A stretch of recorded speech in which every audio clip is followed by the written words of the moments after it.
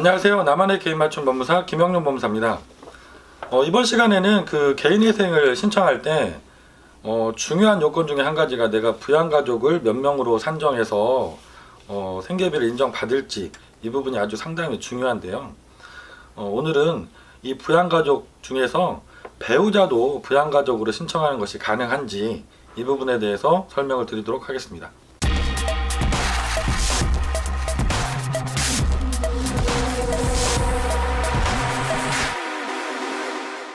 제가 여러 번 말씀드렸던 것처럼 개인회생에서는 내가 법원에 3년 동안 납부하게 되는 월 변제금이 얼마로 결정되는지가 가장 중요한 사항입니다.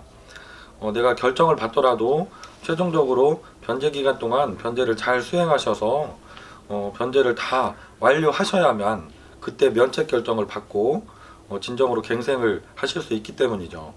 이 변제금을 산정할 때 기준이 되는 것은 내 월 평균 소득금액, 그리고 내가 부양가족이 몇 명이 인정되어서 우리 부양가족의 생계비를 얼마나 공제받을 수 있는지, 이 부분이 상당히 중요합니다. 그러다 보니까 내가 어느 범위까지 부양가족으로 우리 가족들을 신청을 할 수 있을지가 되게 중요하죠. 그 중에서 가끔 문제가 되는 것이 이 배우자 부분입니다. 배우자는 원칙적으로는 모든 법원이 부양가족으로 인정을 하고 있지 않습니다. 예를 들어서 남편분께서 지금 채무가 과중해지셔서 개인회생을 신청하고 있는 상황이라면 법원의 생각은 경제활동 능력이 가능한 연령에 계신 배우자라면 아르바이트라도 하고 해서 자기 생활비 정도는 벌어야 하지 않겠느냐, 이런 생각이 기본적으로 있으신 것 같습니다. 그래서 배우자가 자기 자신의 능력으로는 전혀 경제활동이 불가능한 상황인 장애 등급이 아주 높아서 경제활동이 불가능한 것이 객관적으로 소명되는 이런 정도의 상황이 아니라고 하면 부양가족의 산정을 안 해주고 계시죠.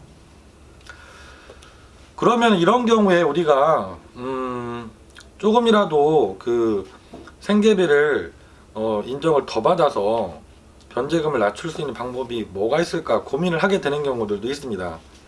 제가 최근에 인천지방법원에서 진행했던 사건도 하나가 그런 것이 있는데요. 이분 같은 경우는 그 직장을 좀 좋은 데를 다니셔서 급여가 상당히 높은 분이셨어요. 그리고 자녀는 미성년자 자녀가 2명이 있어서 3인 가족으로 원칙적으로는 신청이 가능한 분이셨습니다. 하지만 이분이 급여가 높다 보니까 월 변제금도 상당히 높게 나오시는 분이셨거든요. 근데 이거를 최대한 좀 줄일 수 있는 방법이 뭘까 고민을 같이 하게 됐는데, 배우자분께서 몸이 좀 많이 불편하셔서 객관적으로 보면 경제활동이 전혀 불가능한 상황이라는 게 인정될 수도 있는 상황이었습니다. 그래서 저희가 절차 진행 중에 배우자도 부양가족에 신청을 하고 인정해달라고 보정서를 제출을 했었습니다.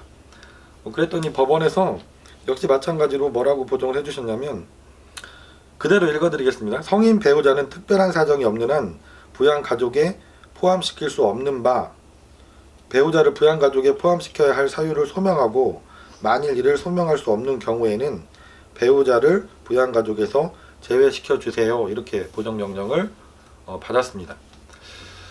그래서 저희가 다시 한번 그 배우자분께서 병원에 다니시는 진료기록이라든가 진료비 영수증 이런 것들을 다 챙겨서 넣고 거기에 대한 진술서도 본인께서 잘 작성해 주셔서 집어넣고 이렇게 해서 보정을 했는데요.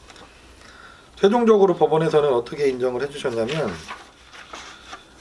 우리가 자료를 제출했지만 그 자료에 의하더라도 특별한 사정을 인정해 주시지는 않았습니다. 그래서 특별한 사정이 없는 한 부양가족에 포함시킬 수 없다.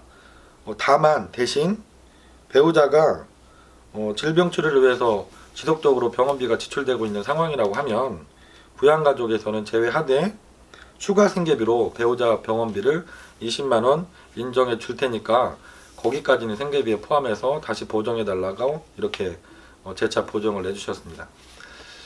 이 사건은 저희가 보정을 6, 7번 정도 했던 사건인 것 같아요.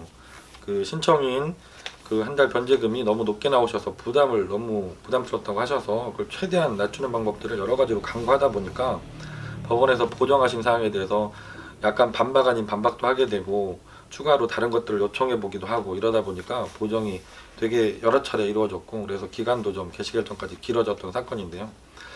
최종적으로는 어쨌든 뭐 1인 가족을 더 부양가족에 산정했다면 한 50만 원 정도 생계비가 추가로 인정됐겠지만, 그걸 다 인정받지는 못했지만 20만 원 정도 이렇게 추가 생계비를 인정받을 수 있었던 사건입니다.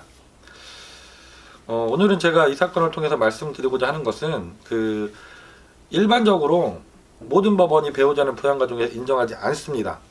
그리고 아주 특별한 경우에 장애가 아주 심하다던가, 그래서 경제활동 능력이 전혀 없다는 것이 소명되는 경우에만 부양가족 신청이 가능합니다.